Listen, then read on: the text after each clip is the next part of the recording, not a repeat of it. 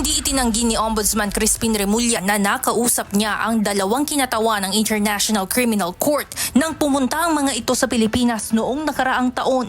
Hindi na umano matandaan ni Ombudsman Remulla ang eksaktong petsa kung kailan sila nagpulong. Ngunit nangyari umano ito matapos ang pag-aresto kay dating Pangulong Rodrigo Duterte noong March 2025. Ito'y kasunod ng pagsasapubliko ng nakasulat sa joint affidavit ng 18 nagpapakilalang dating miyembro ng Marine Corps na nakipag-ugnayan si Ombudsman Remulla noong siya ay Secretary of Justice kay dating PNP Chief Nicolas Torre III, dating Senador Antonio Trillanes IV at sa dalawang kinatawan ng ICC sa mismong bahay ni Remulla sa Makati. Totoo yun. Nakipag-usap ako sa Trillanes, pinakilala niya sa akin yung ICC, yung ibang dalawang personal na ICC. Kasi nga, meron kaming usapan na ang testigo dapat protektahan.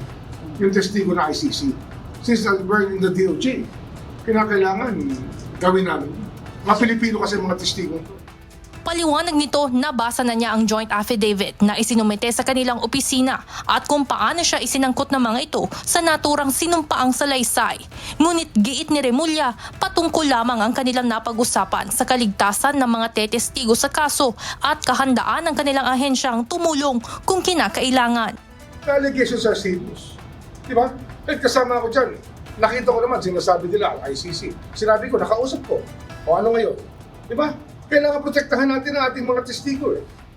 Ngunit bukod sa pagbanggit sa kanya sa affidavit, may mas malalaking aligasyong anyang dapat patunayan ang grupo ng mga umano'y Marines. Kasama na rito ang pagpapakilalang dati rin silang security aid ni former congressman at ni fugitive na si Zaldico at nag-deliver umano ng mali-maletang pera sa iba't ibang politiko. Bunsod nito, hinihimok ni Remulla si Attorney Baligod na isumite sa kanila ang kanya-kanyang affidavit ng mga kliyente nito upang tuluyang malaman kung ano ang mga impormasyong hawak ng bawat isa. Mag-produce yan ng 18 iba't ibang affidavit para alam natin kung ano talaga ang personal knowledge ng bawat isang tao. Para malinaw kung ano talaga yun. Kasi parang ano yun eh, parang pinagtagpi-tagpi na kwento ng bawat isa na ginawang isang affidavit. Eh, hindi dapat gano'n ng isang affidavit. Ang affidavit, you swear to the truth, the whole truth and nothing but the truth, and of your own personal knowledge. Yun ang challenge natin. Para kay Remulla, mahirap paniwalaan ang mga seryosong aligasyong laman ng salaysay. Anya, tila nais lamang guluhin ng mga ito ang isipan ng publiko at samantalahin ang kasalukuyang sitwasyon sa bansa.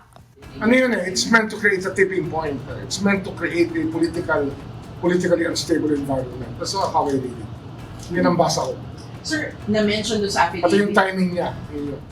Sa kabila nito, nais malaman ng Office of the Ombudsman kung ano ang nalalaman ng bawat isa.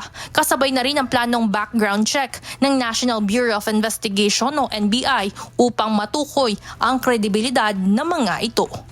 Evan Alvarez, UNTV News and Rescue. Diyos ang aming sandigan, serbisyo publiko ang aming pinahahalagahan.